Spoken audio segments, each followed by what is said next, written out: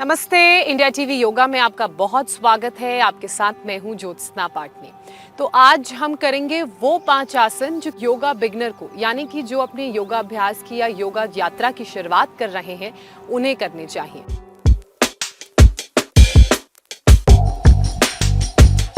Beginners yoga अभ्यास का जो सबसे पहला आसन है वो है सीटेड ट्विस्ट, यानी कि परिवृत्त सुखासन। उसके लिए आपने क्या करना है, पहले मेरी तरह सुखासन में बैठ जाना है। आपके लेग एक दूसरे को ऐसे क्रॉस करेंगे, बहुत ही कंफर्टेबली आपने अपनी मैट पे ग्राउंड पर बैठ जाना है।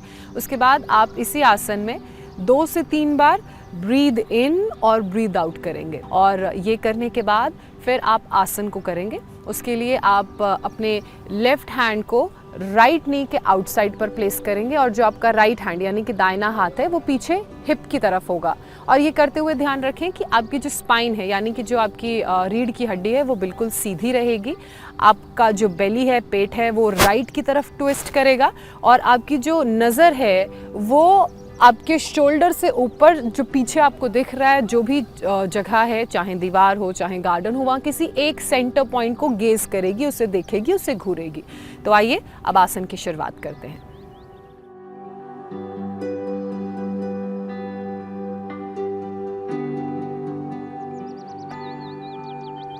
आप इस आसन को 2 से 3 ब्रेथ या फिर 3 से 5 ब्रेथ के लिए होल्ड कर सकते हैं। अब अगला आसन है बद्धकोण आसन, यानी कि बटरफ्लाई पोज। बटरफ्लाई पोज में कैसे आना है, सबसे पहले आप सुखासन में बैठ जाइए। उसके बाद सुखासन से अपने पैरों को अनक्रॉस कीजिए। देखिए, क्योंकि सुखासन में पैर क्रॉस्ड रहते हैं तो उसे अनक्रॉस्ड कीजिए। दोनों पंजे आपके एक साथ अलाइंड रहेंगे। अपनी उंगलियों को इंटैंगल कीजिए, ऐसे अपनी उंगलियों को आपस में बांधिए और उसको अपने पंजों के नीचे ले जाइए। यहाँ पर आप अपने पंजों को अपनी उंगलियों से जो इंटैंगल्ड हैं उससे होल्ड करें और उसके बाद आपने स्ट्रेट बैठना है। आपके शोल्डर्स जो हैं वो स्ट्रेट रहेंगे, नेक स्ट्रेट रहेगी, ना शोल्डर्स में प्रेशर रहेगा ना नेक में प्रेशर रहेगा, लेकिन स्पाइन यानी कि आपकी कमर की जो हड्डी है वो बिल्कुल सीधी रहेगी, उसको आपने मोड़ना नहीं है। जब आप इस पोजीशन में आएंगे तो बहुत से लोग ऐसे होंगे जिनको फ्लेक्सिबिलिटी का प्रॉब्लम होगा, तो उनको इनर थाई में प्रेशर पड़ेगा और बैक ऑफ द हिप में प्रेशर पड़ेगा। तो उसके लिए आप अपने हाथों को पीछे भी रख सकते हैं, आप जितना कंफर्टेबल हैं, जितना आपकी फ्लेक्सिबिलिटी है। लेकिन जब आप अपने हाथ पीछे रखें तो इस बात का ध्यान दें कि आपकी जो कमर है, आपकी जो स्पाइन है, वो बिल्कुल सीधी रहनी चाहिए, उसमें बेंड नहीं होना चाहिए। उसके बाद आप अपने नीज को ऊपर नीचे फ्लाई करना शुरू करें, जैसे मैं कर रही हूँ। बद्धकोण आसन, बटरफ्लाई पोज। आपके जो नी है वो तितलियों के पंखों की तरह उड़ेंगे, जैसे इस वक्त मेरे पैर उड़ रहे हैं मेरे नीज उड़ रहे हैं। आप चाहें, अगर आपको आपकी नीज फ्लोर को टच नहीं कर रहे हैं तो ये होगा, लेकिन समय के साथ होगा। थोड़ी फ्लेक्सिबिलिटी जब बढ़ेगी शरीर में योगाभ्यास करते करते तब ये होगा। और अगर आपको ज़्यादा प्रेशर पड़ रहा है तो आप योगा ब्लॉक्स आते हैं, उनको अपने दोनों नीज के बगल में रख सकते हैं। और अगर आपको हिप में या फिर इनर थाई में प्रेशर फील हो रहा है तो आप अपनी पिलो को या तकिया को अपने हिप के नीचे प्लेस कर सकते हैं और उसके ऊपर बैठकर आप ये आसन कर सकते हैं। तो आपको थोड़ा बेटर फील होगा और बहुत ज़्यादा स्ट्रेच नहीं होगा। तो जब आप इस तरह से अपने नीज को फ्लाई कर रहे हैं, ऊपर नीचे मूव कर रहे हैं, तो ध्यान रखिए कि कमर आपकी बिल्कुल सीधी हो। अब जो हम अगला आसन करेंगे वो है कैट एंड काउ पोज। सबसे पहले इस आसन के फायदे की बात कर लेते हैं, उसके बाद इस आसन को करने के लिए पोस्चर में कैसे जाना है वो तरीका मैं आपको बताऊंगी। कैट एंड काउ पोज एक रिलैक्सिंग आसन है जिसमें आपकी जो रीढ़ की हड्डी है, जो स्पाइन है, जो मेरुदंड है, उसे आराम मिलता है, उसकी जो हेल्थ है वो इम्प्रूव होती है। इसके अलावा कमर के जो भी आपके दर्द हैं वो इस आसन में दूर होते हैं। अब इस आसन को कैसे करना है, उसके लिए पोस्चर में कैसे जाना है, पोज में कैसे जाना है, मैं अब आपको वो बताती हूँ। आप पहले मेरी तरह सुखासन में बैठ जाइए। उसके बाद आपने अपने लेग्स को अनक्रॉस करना है और अपने नीज और अपने हैंड्स को फ्लोर पे रखना है। मतलब आपने अपने नीज और अपने हैंड्स के बल पर ऊपर उठना है।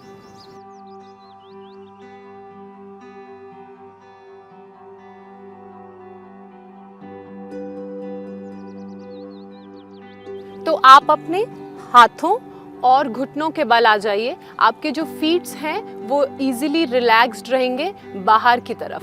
अब आपने क्या करना है, आपने सबसे पहले अपने शोल्डर्स को अलाइन करना है, यानी कि जो आपके शोल्डर्स और आपके हैंड हैं वो एक डिस्टेंस पे रहेंगे, ऐसे अलाइंड। आपके कंधों के नीचे आपके हाथ रहेंगे और आपका हिप और आपका नी अलाइंड रहेगा, यानी कि आपके हिप के नीचे आपके नीज रहेंगे। ये हुआ आसन में जाने का करेक्ट पोस्चर। उसके बाद आपने करना है ब्रीद इन। जब आप ब्रीद इन करेंगे तो आपकी जो टेल बोन है वो ऊपर की तरफ जाएगी, आपका जो टमी है वो सप्रेस्ड रहेगा और आपके जो शोल्डर्स हैं वो वाइड ओपन रहेंगे।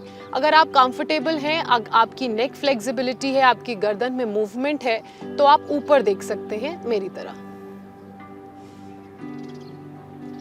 अगर आप कंफर्टेबल नहीं हैं, आपकी नेक फ्लेक्सिबिलिटी कम है, तो आप अपनी नेक को सीधे भी रख सकते हैं। जब आप इस आसन में जाएंगे तो आप याद रखिए कि अलाइनमेंट सही होना है, ब्रेथ के साथ मूव करना है। एक बार फिर से ब्रीद इन, मूव अप। आपका बेली फ्लोर की तरफ पुश होगा, आपकी टेल बोन ऊपर वॉल सीलिंग की तरफ पुश होगी, आपके शोल्डर्स ओपन रहेंगे, बॉडी अलाइंड रहेगी। Again breathe in.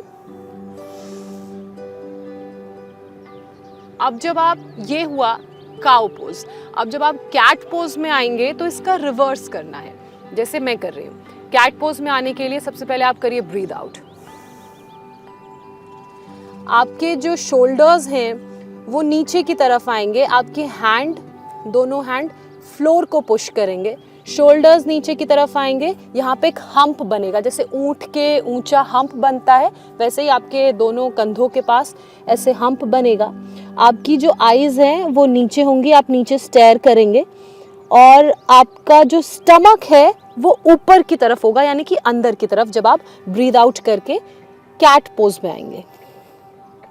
अब हम करेंगे वृक्षासन यानी कि ट्री पोज। तो ट्री पोज के लिए सबसे पहले आप अपने मैट पर खड़े हो जाइए। आपके दोनों ही पैरों के बीच में थोड़ा सा फासला होगा, बहुत ज़्यादा नहीं, थोड़ा सा। आपका जो राइट लेग है उसका फीट राइट साइड होगा और लेफ्ट लेग का फीट स्ट्रेट होगा, यानी कि लेफ्ट लेग सामने की तरफ होगा। अब आपने क्या करना है, अपने फीट को उठाना है, अपने फुट को उठाना है ऐसे और उसे अपने शिन पे प्लेस करना है। जिन लोगों की फ्लेक्सिबिलिटी कम है वो उसे शिन पे प्लेस कर सकते हैं। और जब यहाँ पर आपका बैलेंस बन जाए तो धीरे धीरे आप अपने पैर को उठाइए, अपने नी के पास ले जाइए, नी जॉइंट के पास। जब यहाँ पे भी आपका बैलेंस बन जाए, आप थोड़े कंफर्टेबल हो जाएं, फिर आप अपने पैर को अपने ग्रॉइन के पास, इनर थाई में जो ग्रॉइन मसल है उसके पास ऐसे करके रख लीजिए। और यहाँ पे आपको बिल्कुल कंफर्टेबल रहना है। आपका जो बैक है वो स्ट्रेट रहेगा, आपका जो दूसरा पैर है वो स्ट्रेट रहेगा, घुटना नहीं मुड़ेगा। और उसके बाद ऐसे आप प्रणाम आसन में आ जाइए, अपने दोनों हाथों को अपने सामने जोड़ लीजिए। और जब आप यहाँ पर भी थोड़ा कंफर्टेबल हो जाएं तो धीरे धीरे ब्रीद इन करते हुए, सांस अंदर भरते हुए अपने दोनों हाथों को ऊपर ले जाइए, अपने सर के ऊपर। आर्म्स जो हैं स्ट्रेट रहेंगी और हाथ प्रणाम आसन में सर के ऊपर रहेंगे। ये है ट्री पोज। और ऐसे ही आपने धीरे से बैलेंस बनाते हुए वापस नीचे आ जाना है। अब अगले आसन की बात करते हैं। अगला आसन है त्रिकोण आसन यानी कि ट्रायंगल पोज। ट्रायंगल पोज के क्या फायदे हैं, ट्रायंगल पोज में कैसे जाना है, क्या उसका सही तरीका है, क्या अलाइनमेंट होनी चाहिए, उसके बारे में मैं आपको बताऊंगी। लेकिन एक बहुत इंटरेस्टिंग जानकारी आपको दे दूं। अगर आप ये सारे योगाभ्यास, प्राणायाम जो मैं आगे आपको बताऊंगी अगली वीडियोस में, खुली धूप में, अच्छे सनलाइट में करेंगे तो इसका फ़ायदा ये है कि आपका जो शरीर है वो बहुत जल्दी वार्म्ड अप होगा। और जो आप कमरे में योगाभ्यास करते हैं उसमें आपको थोड़ा टाइम लगता है आसनों को फील करने में, वो फ्लेक्सिबिलिटी आने में। तो धूप में आप करेंगे तो आपको विटामिन डी तो मिलेगा ही, इसके अलावा जो आपके जॉइंट्स हैं, जो आपके मसल्स हैं, वो बहुत जल्दी वार्म्ड अप होंगे। तो जैसे अभी मैं धूप में आसन कर रही हूँ, अगला आसन जिसका नाम है त्रिकोण आसन। सबसे पहले आप क्या करिए, ऐसे ट्री पोज में खड़े हो जाइए। उसके बाद आप अपने दोनों पैरों को थोड़ा खोल लें, शोल्डर डिस्टेंस से ज़्यादा खोलेंगे। नॉर्मली हम लोग शोल्डर डिस्टेंस पे अपने पैर ओपन करते हैं, लेकिन त्रिकोण आसन के लिए आपके दोनों पैर शोल्डर डिस्टेंस से ज़्यादा खुलेंगे। अब आपका जो राइट फीट है यानी कि जो दाएं पैर का पंजा है वो राइट साइड होगा, और जो लेफ्ट फीट है यानी कि लेफ्ट पैर का जो पंजा है वो स्लाइटली राइट की तरफ होगा। जब आप ऐसा कर रहे होंगे तो आपको लगेगा कि हमारी जो बॉडी है वो राइट साइड की तरफ मूव हो रही है, तो उसे ऐसे मूव कर लेते हैं, लेकिन आपने ये नहीं करना है। आपका right feet right side, left feet slightly right, और आपकी बॉडी स्ट्रेट होगी, और दोनों पंजे जो हैं आपके पैरों के वो ग्राउंड को पुश करेंगे, ज़मीन को ऐसे पुश करेंगे। उसके बाद आपके दोनों हाथ बिल्कुल सीधे और अलाइंड रहेंगे, कोनियाँ नहीं मुड़ी होंगी, यहाँ से कोई मुड़ाव नहीं होना चाहिए हाथों में, बिल्कुल सीधे। इसके बाद आपके जो हिप्स हैं वो ऐसे प्रेस्ड अप होंगे, चेस्ट आउट होगी, शोल्डर्स रिलैक्स्ड होंगे, और आपने ब्रीद इन करना है। ब्रीद इन करते हुए आप अपनी बॉडी के राइट साइड को राइट की तरफ ले जाइए, और उसके बाद नीचे टिल्ट कीजिए। जो फ्रेशर्स हैं या जिनकी बॉडी में फ्लेक्सिबिलिटी कम है वो अपने शिन को टच कर सकते हैं, और जिनकी बॉडी में फ्लेक्सिबिलिटी ज़्यादा है वो अपने फीट को टच कर सकते हैं। जब आप ऐसे अपने फीट को टच करेंगे, दूसरा हाथ जो है ऊपर आसमान की तरफ होगा, तो इस बात का ध्यान रखिए कि आपके जो शोल्डर्स हैं वो वाइड ओपन रहेंगे, रिलैक्स्ड रहेंगे, रोल्ड बैक रहेंगे। आपकी बॉडी आगे की तरफ नहीं, साइड की तरफ होनी चाहिए, ऐसे आगे की तरफ नहीं, साइड की तरफ। और साथ ही आपका गेज यानी कि आपने देखना कहाँ है, या तो आप सीधे देखिए अगर नेक की फ्लेक्सिबिलिटी कम है, वरना आप ऊपर की तरफ सीलिंग की तरफ देख सकते हैं। आप इसे 30 सेकंड तक होल्ड कर सकते हैं, 15 से 30 second as per your flexibility. उसके बाद धीरे से ब्रीद आउट करते हुए आपने वापस आना है। अब यही प्रोसेस लेफ्ट से रिपीट करना है। आप अपने दोनों पैरों को शोल्डर डिस्टेंस से ज़्यादा ऐसे करके ओपन कर लीजिए। उसके बाद आपका जो लेफ्ट फीट है यानी कि बाएं पैर का पंजा है वो लेफ्ट साइड होगा, राइट फीट जो है वो स्लाइटली लेफ्ट होगा। आपके दोनों हाथ स्ट्रेट रहेंगे। आपने अपनी बॉडी को लेफ्ट की तरफ मूव करना है, सेंटर नहीं, लेफ्ट की तरफ मूव करना है। फिर आप अपनी वेस्ट से, ये आपके जो नीज हैं वो बिल्कुल नहीं मुड़ेंगे, आपने अपनी वेस्ट से अपने को आपको बेंड करना है। देखिए, वेस्ट से आप ऐसे बेंड करेंगे। अगर आपको ऐसा लगता है कि फ्लेक्सिबिलिटी कम है तो आप अपने नी या शिन को पकड़ सकते हैं। अगर फ्लेक्सिबिलिटी ज़्यादा है तो आप ऐसे फीट की तरफ भी जा सकते हैं।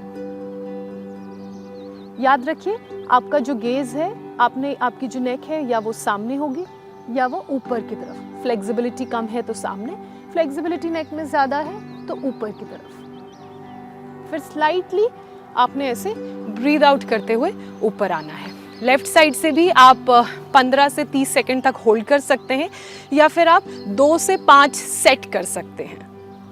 इसी तरह के इंटरेस्टिंग जानकारी और अलग अलग योगाभ्यास को जानने के लिए देखते रहिए इंडिया टीवी योगा।